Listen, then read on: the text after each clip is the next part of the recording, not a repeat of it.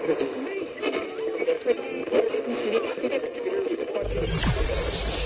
ready for unique, rare, and little-known treasures from the golden age of radio. You're listening to The Amazing World of Radio with Adam Graham. Welcome to The Amazing World of Radio. From Boise, Idaho, this is your host, Adam Graham. If you have a comment, email it to me, box13@greatdetectives.net. Happy Washington's birthday. Today, we're going to bring you a special that was recorded for Washington's 209th birthday. The title is George Washington American. Original air date, February 22nd, 1941. Let's go ahead and we'll take a listen. The name George Washington has become a symbol of liberty and freedom wherever man has read the records of history. In man's long and bitter struggle for the right to be free, for the right to govern himself, George Washington is a guiding beacon as enduring as history itself. 209 years ago today, George Washington, American, was born. To him, to his principles of freedom, of unity, of tolerance, of democracy itself, this program is dedicated.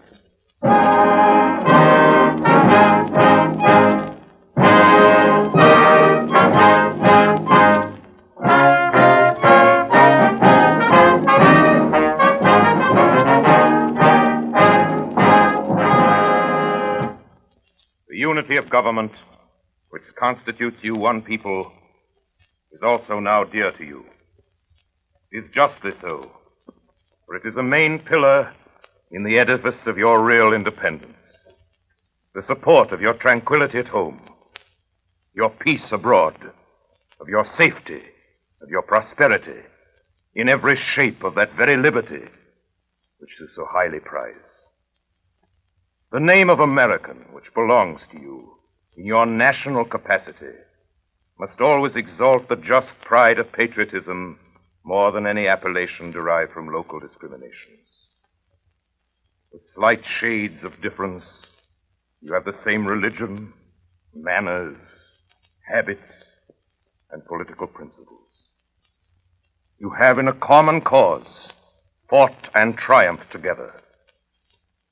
The independence and liberty you possess are the work of joint councils and joint efforts, of common dangers, sufferings, and successes.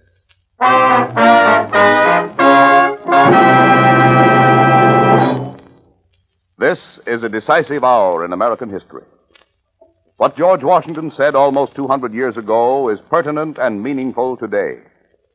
For this reason, we have restored with faithful accuracy, from documents, letters, and other historical records, the wisdom, the ideals, the thoughts, and the hopes of George Washington for America. Playing George Washington will be the distinguished actor, writer, director, Orson Welles.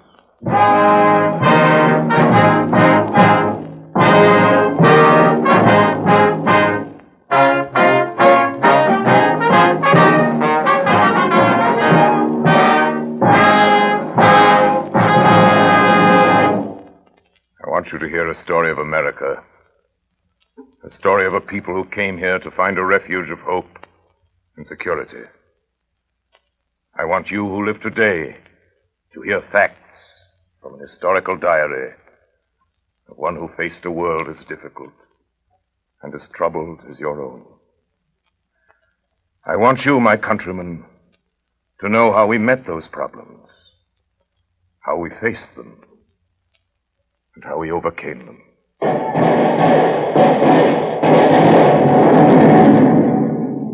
It is April 19th, 1775. A fateful day in American history. First blood is shed in the American War of the Revolution.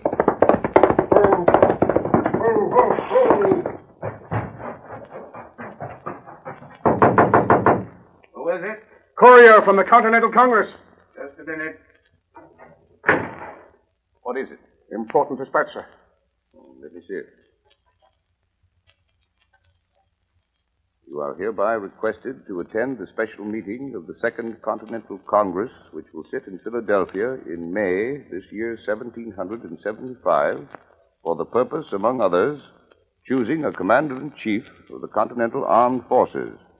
Signed, John Hancock, President of the Congress.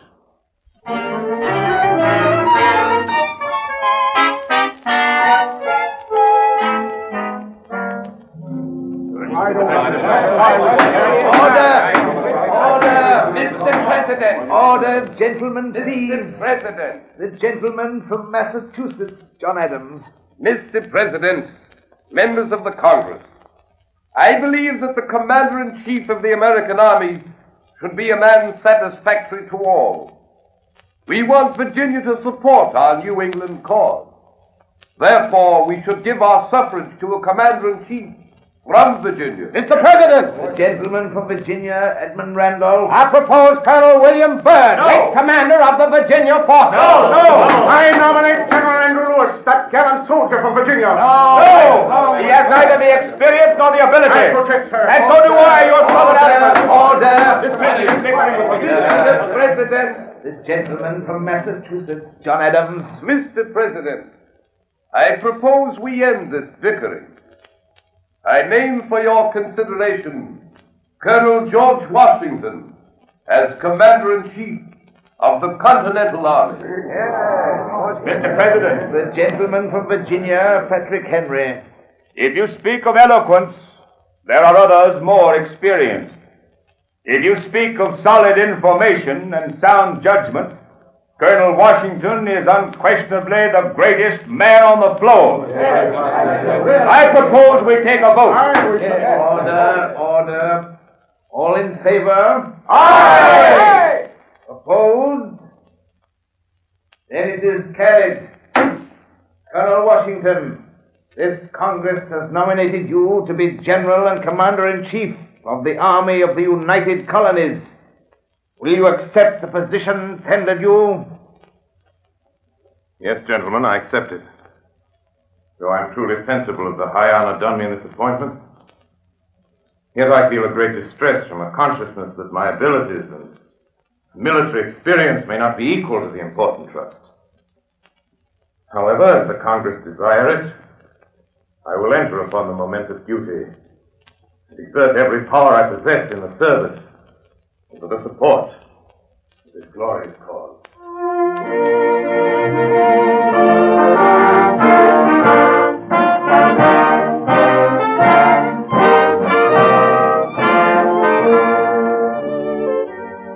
Philadelphia, June 18th, 1775.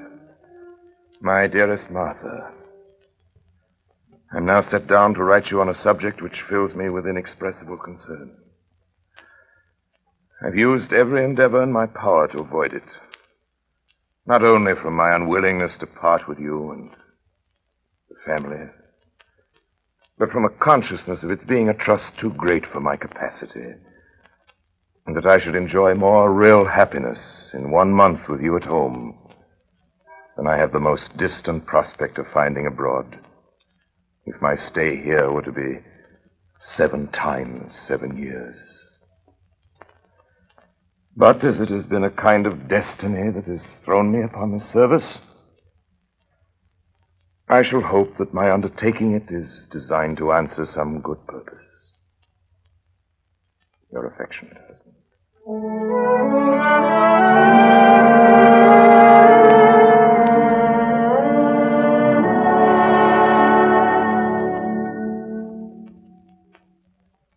Soldiers, attention!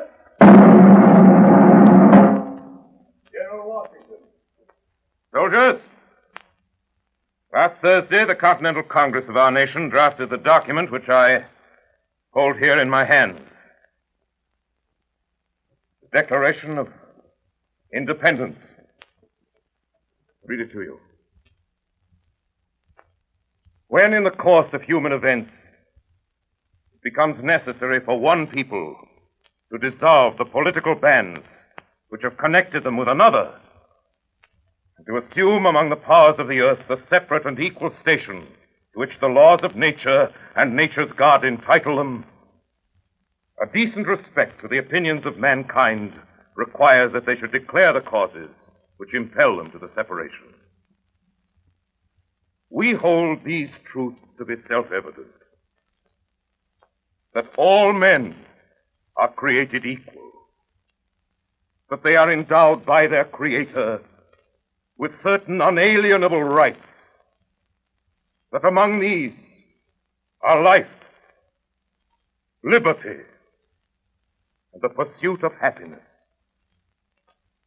That to secure these rights, governments are instituted among men, deriving their just powers from the consent of the governed.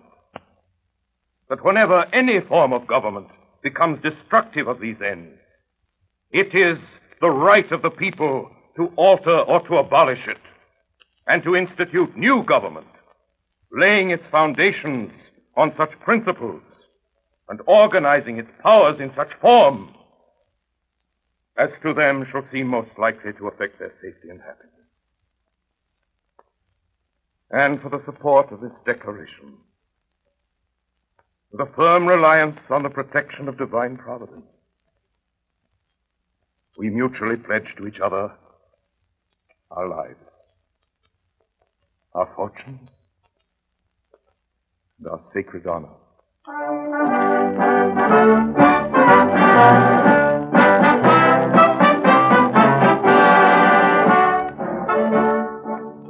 Our numbers were quite inadequate to the task of opposing General Howe, being reduced by sickness, desertion, and political deaths. We're obliged to retire before the enemy.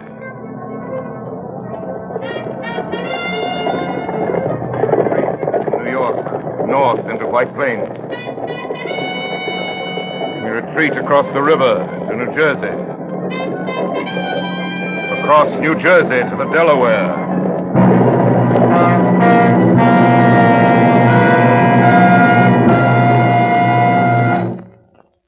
Few people knew the predicament we're in. On 1,000 accounts. Fewer still would believe if any disaster happened to these lines, from what cause it flowed. I've often thought how much happier I should have been if, instead of accepting a command under such circumstances, I'd taken my musket on my shoulder and entered the ranks, or if I could have justified the measure to posterity, my own conscience, and retired to the back country and lived in a wigwam. I shall be able to rise superior to these and many other difficulties. I shall most religiously believe that the finger of divine providence is in it.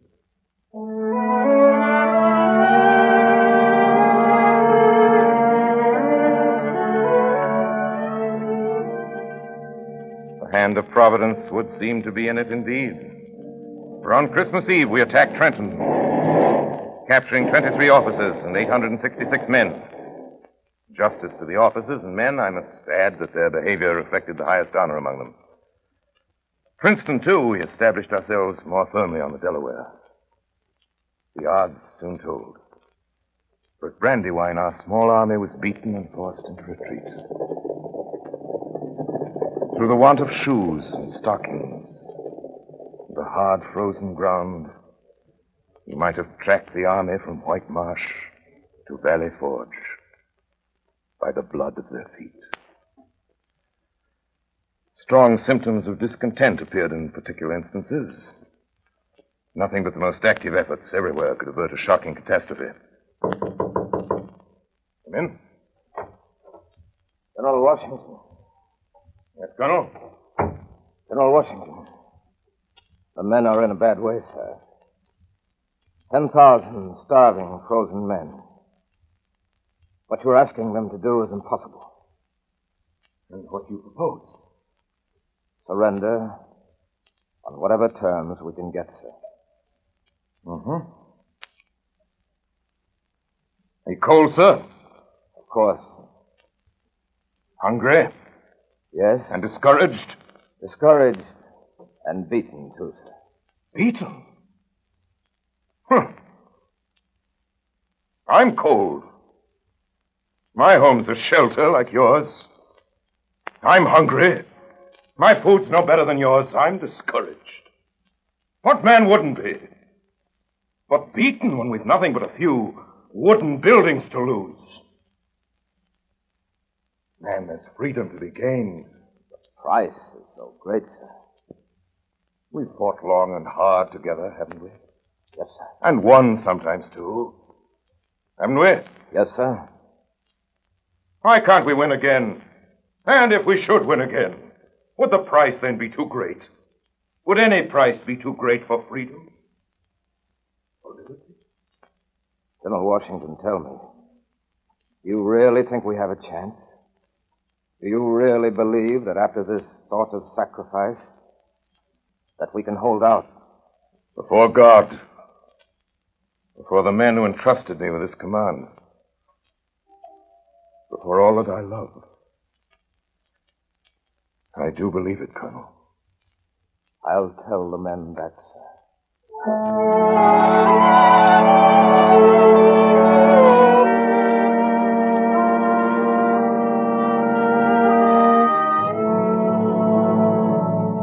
All through the long winter, we hung on. We would not give up.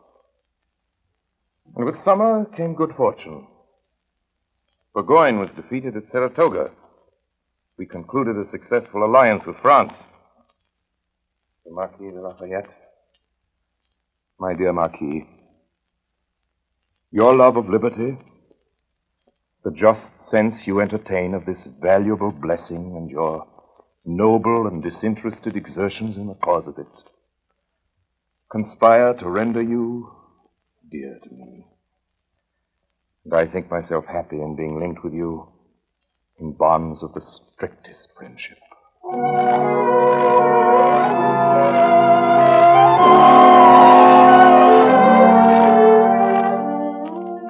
The struggle continued. 1779 and 1780. These were trying years, long and not too well endured. Intrigues and plots were formed behind my back. To Mr. Patrick Henry, dear sir, this is not the only secret, insidious attempt that has been made to wound my reputation. Error is the portion of humanity, and to censure it is the prerogative of free men. Yet my heart tells me that it has been my unremitted aim to do the best that circumstances would permit, and this only I can do.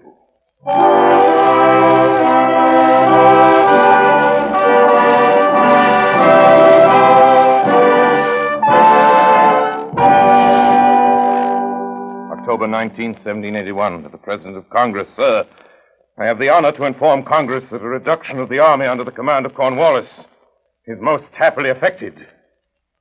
Victory is ours. Soldiers, attention! General Washington. Soldiers, I'm about to conclude these my last public orders. To take ultimate leave in a short time of a military character. As I bid a final adieu to the armies I have so long had the honor to command, I can only offer in your behalf my recommendation to your grateful country and my prayers to the God of armies. May ample justice be done you here, and may the choicest of heaven's favors, both here and thereafter, attend you who under the divine auspices have secured innumerable blessings for others. With these wishes and this benediction, I'm about to retire from service. The curtain of separation will soon be drawn. The military scene to me will be closed forever.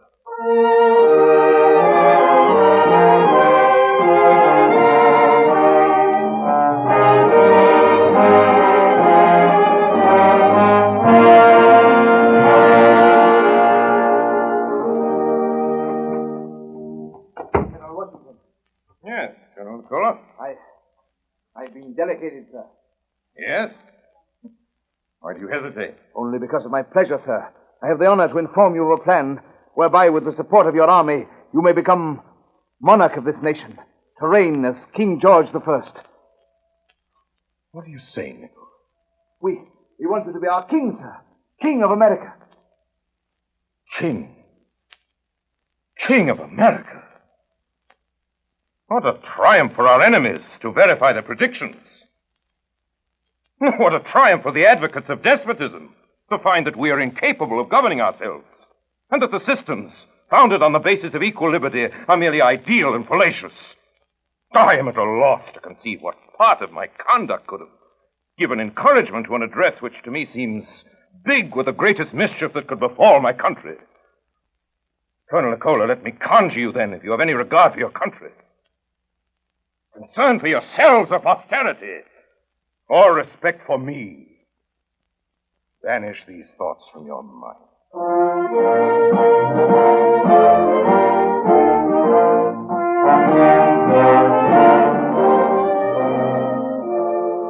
A country is not born into freedom without pain. The country was again to face a crisis. 1786, Shays' Rebellion. Shays was a captain in the Revolutionary Army, a farmer of western Massachusetts. The country was in the midst of depression. Prices were low.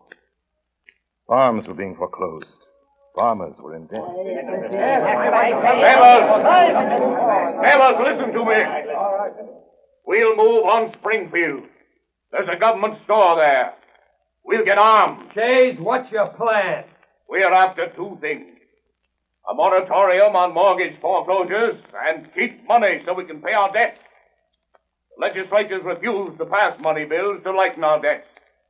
We've got to take matters into our own hands.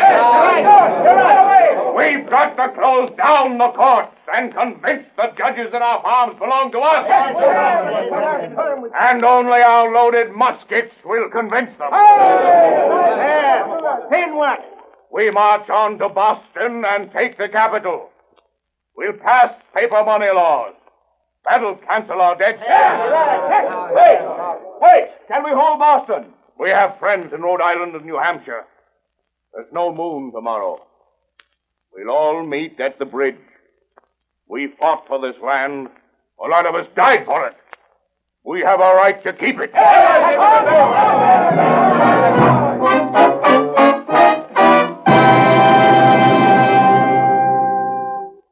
There is no evil greater than disunion, and those unreasonable jealousies which are continually poisoning our minds.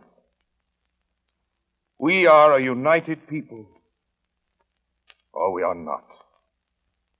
If the former, let us in all matters of general concern act as a nation which has a national character to support.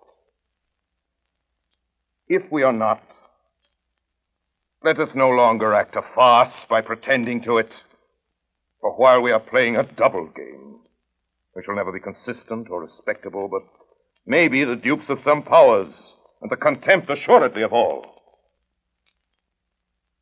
We need a new government, a union of these states on liberal and permanent principles, to form a constitution that will give consistency, stability, and dignity to the Union. This is a duty which is incumbent upon every man who wishes well to his country.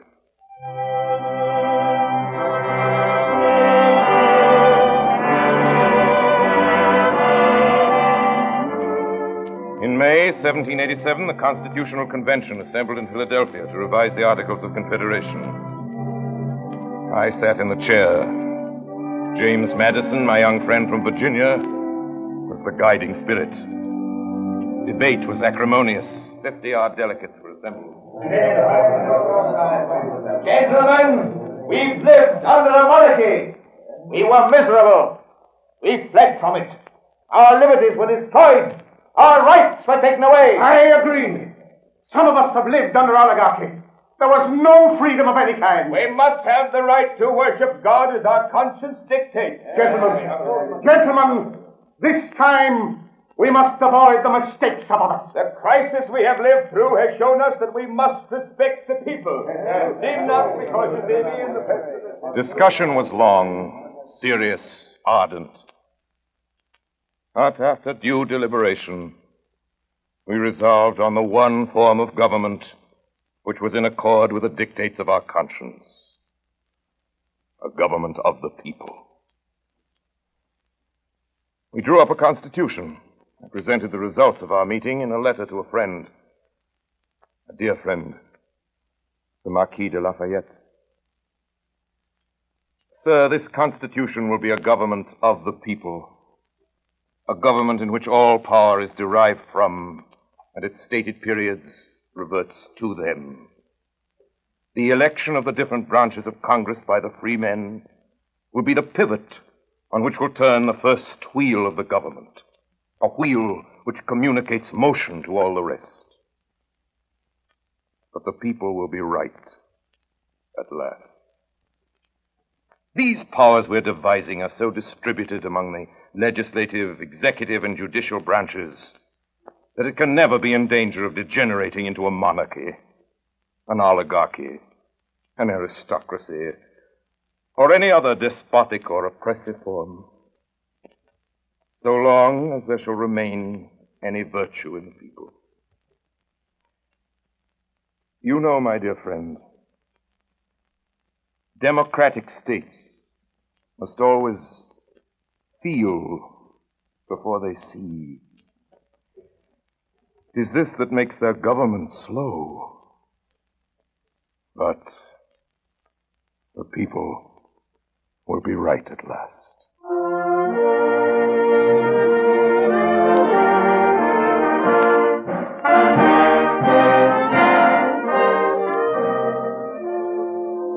On September 17th, 1787, we completed our work. The Constitution had been drawn up for the United States of America.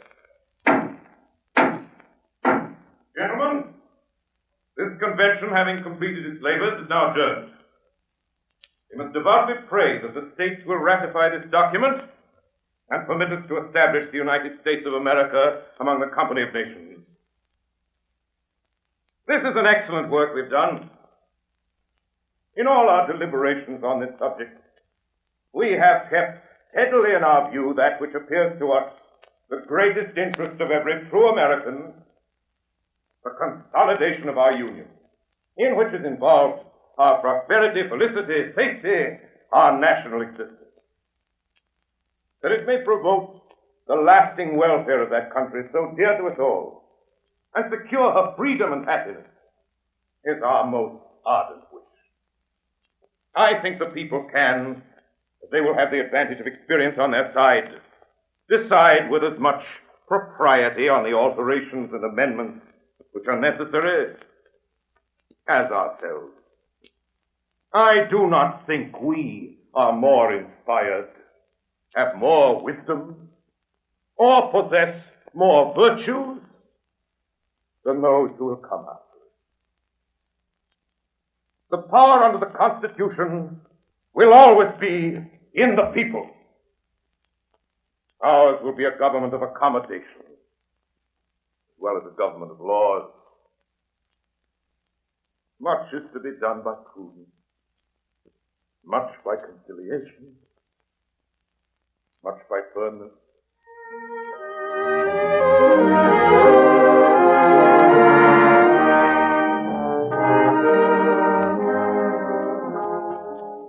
The Constitution contained no Bill of Rights. There were murmurs of disapproval, threats to reject the new frame of government. In Virginia, there was open criticism. An elderly churchman honored me with his presence. General Washington, there is no Bill of Rights in the new Constitution. The Baptist churches insist that it be included.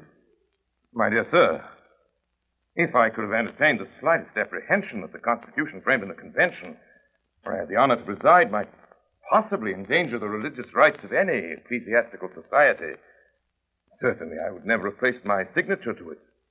And I could not conceive that the general government might ever be so administered as to render the liberty of conscience insecure. You're right, sir. We shall include a Bill of Rights to protect freedom of worship and freedom of speech, freedom of the press, freedom of assembly.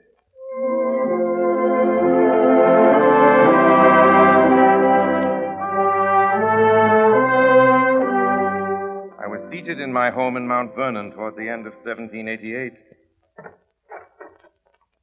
General Washington. Yes? Gentlemen to see you.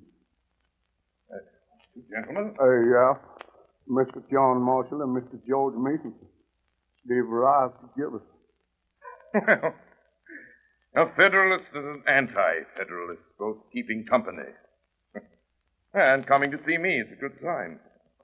Show him in. General Washington. General Washington. Come in, gentlemen. It's good to see you. And especially good to know that you've both come together. We come on a mission of unity, one that of necessity brings us together because we are of the same viewpoint and intention. I don't exactly understand you, gentlemen. I may speak for you, Mr. Marshall. That you may, sir. General Washington, I have the honor to inform you that it is the unanimous decision of the Virginia Assembly to present your name for the presidency of the United States. Presidency of the United States? Surely, gentlemen, you can't be serious. Gravely serious, sir. Our state has no other man it would nominate as our first president. First president. But I don't think I have the ability for such a task, gentlemen. Besides, since I helped advance the new government, my motives might be misconstrued. If I may say so, sir, you're a bit too modest. Moreover, the choice is unanimous, not only on our part, but on the part of every state in the Union. No other answer that I can give? There is no other answer that you can give, sir. The answer has been made for you.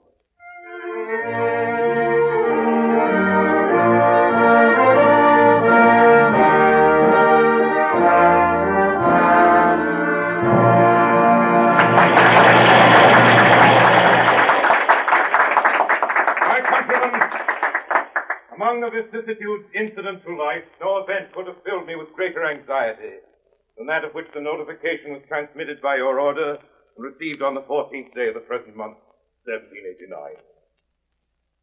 On the one hand, I was summoned by my country, whose voice I can never hear but with veneration and love, from a retreat which I had chosen with the fondest predilection.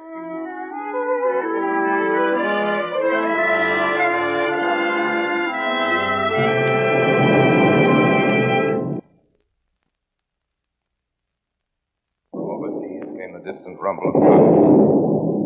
The French Revolution and a European war had broken out. Americans were taking sides. There was bitterness and dissension in the country. Gentlemen, I say we must help France. France came to our aid in the dark hour of our struggle. France was...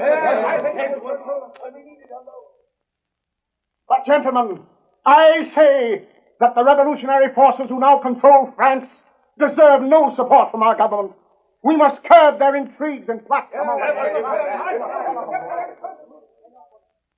Members of Congress, among the many interesting objects which will engage your attention, that of providing for the common defense will merit particular regard. To be prepared for war is one of the most effectual means of preserving peace.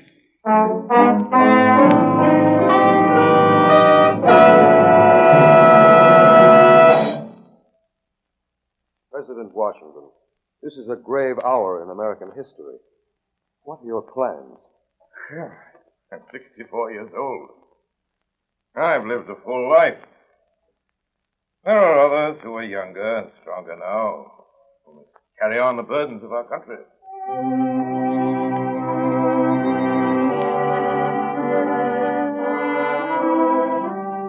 Then in 1796, I addressed a message to my fellow citizens.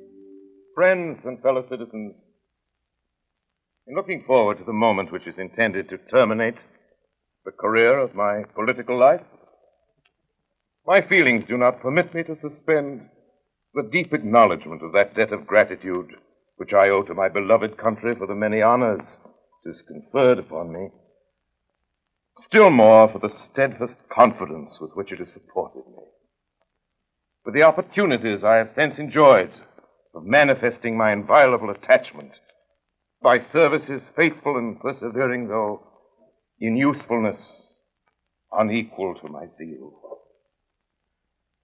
Interwoven as is the love of liberty with every ligament of your hearts, no recommendation of mine is necessary to fortify or confirm the attachment. The unity of government which constitutes you one people is also now dear to you. It is justly so, for it is a main pillar in the edifice of your real independence, the support of your tranquility at home, your peace abroad, of your safety, of your prosperity, of that very liberty which you so highly prize. But as it is easy to foresee that from different causes and from different quarters much pains will be taken, many artifices employed to weaken in your minds the conviction of this truth, as this is the point in your political fortress against which the batteries of internal and external enemies will be most constantly and actively directed, it is of infinite moment that you should properly estimate the immense value of your national union, your collective and individual happiness, your political safety and prosperity, watching for its preservation, my countrymen, with jealous anxiety. For this you have every inducement of sympathy and interest. Citizens by birth or choice of a common country, that country has a right to concentrate your affections. The name of American, which belongs to you in your national capacity, must always exalt the just pride of patriotism more than any appellation derived from local discrimination. With slight shades of differences, you have the same religion, manners, habits, and political principles. You have in a common cause fought and triumphed together. The independence and liberty you possess are the work of joint counsels and joint efforts, of common dangers, sufferings, and successes.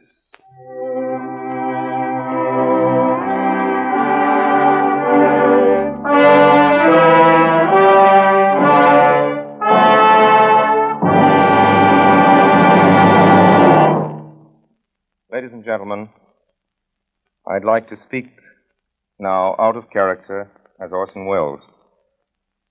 In going over the papers and documents of George Washington, speeches to his men, his inaugural address, his farewell address, those who prepared this program found a constant devotion to the principles of national unity, a fierce and unflinching confidence in the people, a trust in Republican institutions, a belief in democracy, the right of people to govern themselves, exhortations to people to fight, if necessary, to die for freedom. I believe that if Washington were alive today and were asked to select any portion of his documents which he would deliver to the American people now, it would be these lines from a letter to his very dear friend Lafayette. I read them to you before. I'd like to read them to you again. You know, my dear friend, democratic states must always feel before they can see. It is this that makes their government slow. But the people will be right at last.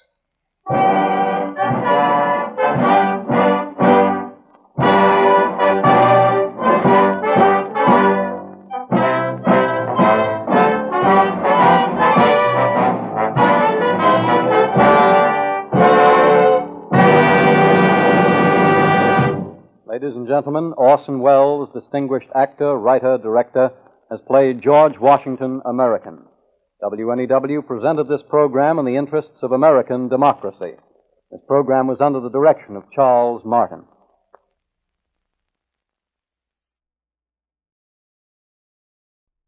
Welcome back.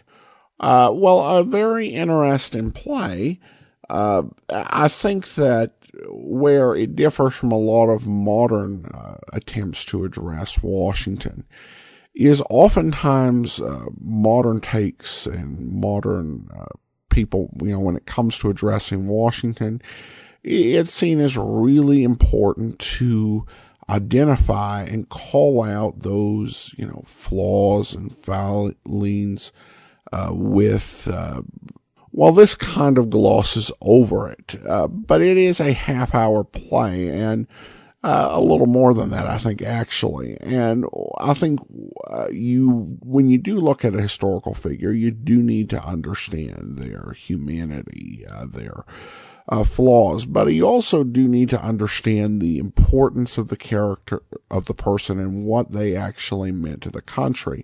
And this does a really good job of portraying that with General Washington, of giving you this feel of why he was so key to our country's founding, and even having that liberty. There were some stories that got left out, but I like I said, it's a really tough thing to tell this, sweeping story in just about half an hour.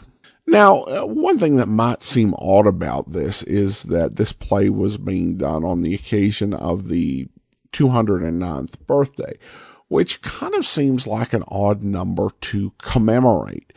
But this was in 1941, and this was an interesting era where we were not yet, as Americans, at war.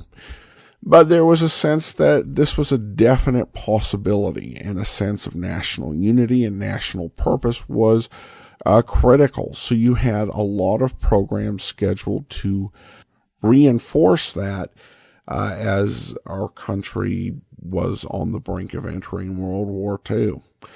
Well, this will be all for today. We will begin a new series on Wednesday as we celebrate the 100th and not the 109th birthday of Jack Webb.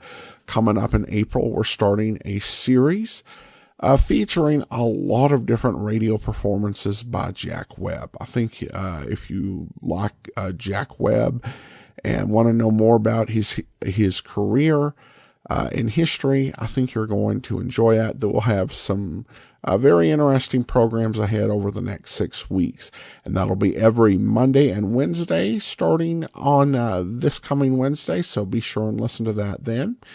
In the meantime, send your comments to box13@greatdetectives.net. From Boise, Idaho, this is your host, Adam Graham, signing off.